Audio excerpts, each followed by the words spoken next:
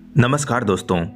500 सालों तक लाखों हिंदुओं का खून बहा है, तब जाकर आज राम मंदिर बन रहा है।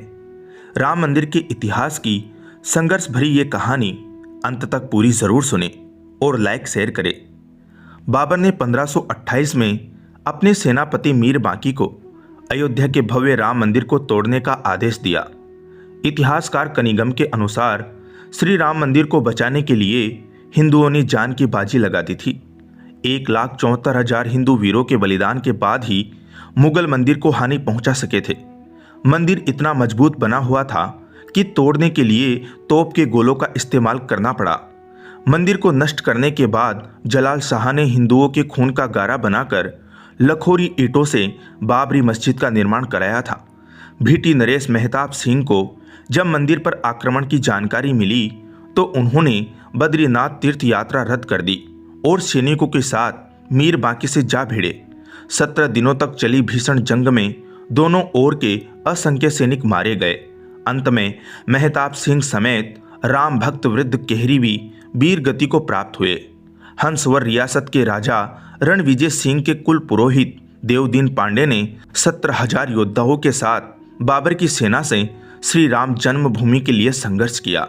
युद्ध में बुरी तरह से घायल हो जाने के बावजूद अनेक मुगल सैनिकों को मौत के घाट उतारा और अंत में वीर गति को प्राप्त हुए।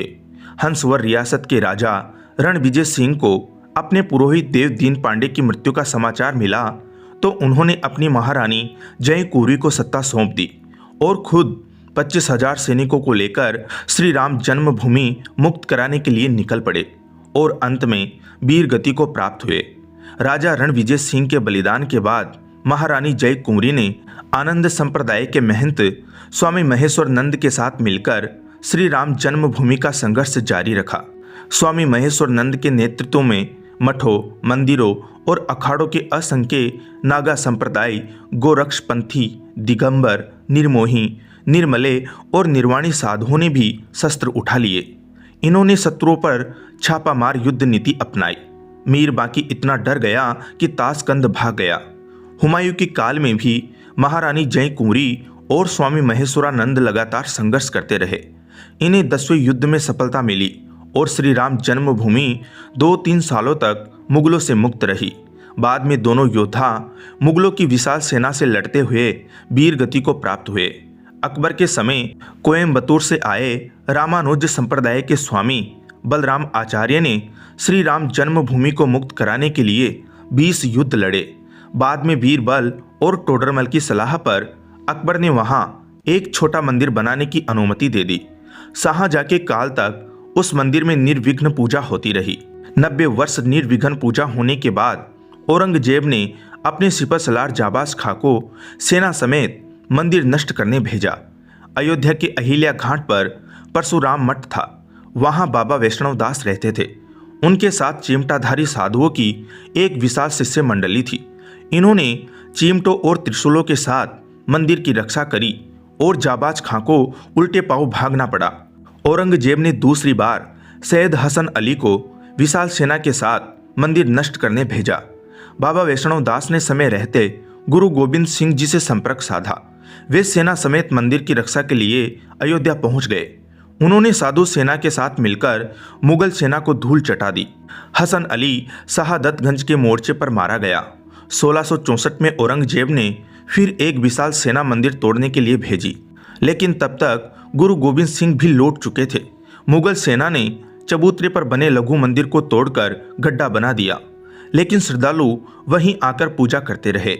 अमेठी के राजा गुरुदत्त सिंह और पिपरा के राजकुमार सिंह ने नवाब सादत अली से श्री राम मंदिर के लिए संघर्ष जारी रखा। हिंदुओं के लगातार हमलों से तंग आकर नवाब ने पूजा और नमाज दोनों की अनुमति दे दी। आज़ादी से पहले एक अंग्रेज सिपाही अब्दुल बरकत ने फैजाबाद जिलाधीश के नायर के सामने बयान दिया कि 22-23 दिसंबर 1941 की रात करीब 2 बजे उसने मस्जिद के अंदर हल्की रोशनी देखी जो बाद में सुनहरी हो गई। इसके बाद घुंघराले बालों वाले 4-5 साल के एक सुंदर बालक को देखकर हैरान हो गया। थोड़ी देर बाद देखता है कि मुख्य द्वार का ताला टूटा हुआ है और मस्जिद में हिंदुओं की भीड़ एक सिंहासन पर मूर्ति रखकर पूजा कर रही है। राम मंदिर आंदोलन के दौरान मुलायम सिंह यादव ने कहा था कि विवादित ढांचे पर परिंदा भी पर नहीं मार सकता।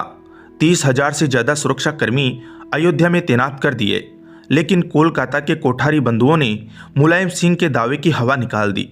23 साल के राम कुमार कोठारी और 20 साल के शरद कोठारी राम मंदिर के प्रति इतने समर्पित थे कि 200 किलोमीटर का रास्ता उन्होंने पैदल ही तय किया था, क्योंकि अयोध्या पहुंचने वाले सभी साधन रोक दिए गए थे। 30 अक्टूबर 1990 को विवादित ढांचे पर सबसे पहले चढ़ने वाला युवक शरद कोठारी था। फिर बड़ा भाई राम कुमार कोठारी भी ढांचे पर चढ़ गया और भगवा ध्वज लहरा दिया।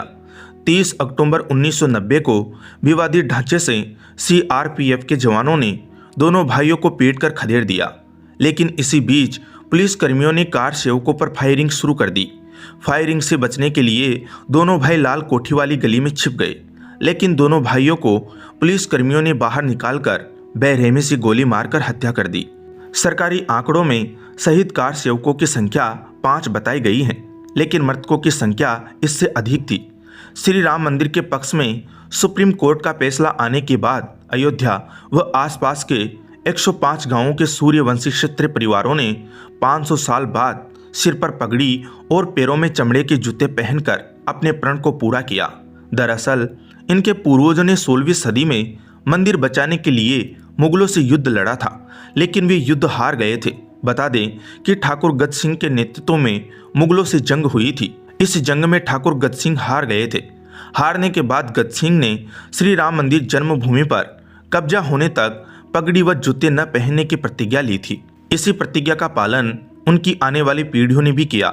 श्री राम मंदिर जन्मभूमि के लिए हिंदू समाज ने 78 धर्म युद्ध लड़े, जिनमें 3,50,000 से ज्यादा हिंदू वीरों ने अपने प्राणों की आहुति दी थी। बता दें कि बाबर के काल में 5 धर्म युद्ध, हुमायूं के काल में 10, अकबर के काल में 20, औरंगजेब काल में 30, नवाब सादत अली के काल में 5, नसीरुद्दीन हैदर के समय 3, वाजिद अली के समय 2, अंग्रेजों के समय 2 और पूर्व प्रधानमंत्री विश्वनाथ प्रताप सिंह के कार्यकाल में एक धर्म युद्ध लड़ा गया था। 5 अगस्त 2020 को प्रधानमंत्री नरेंद्र मोदी ने श्री राम जन्मभूमि पर राम मंदिर के लिए शिलान्यास किया था। इसके साथ भव्य श्री राम मंदिर की नींव पड़ गई।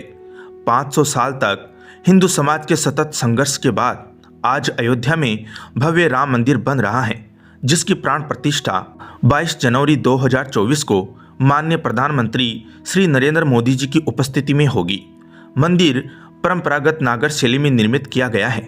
मंदिर की लंबाई पूर्व पश्चिम 380 फीट, चौड़ाई 250 फीट एवं ऊंचाई 161 फीट।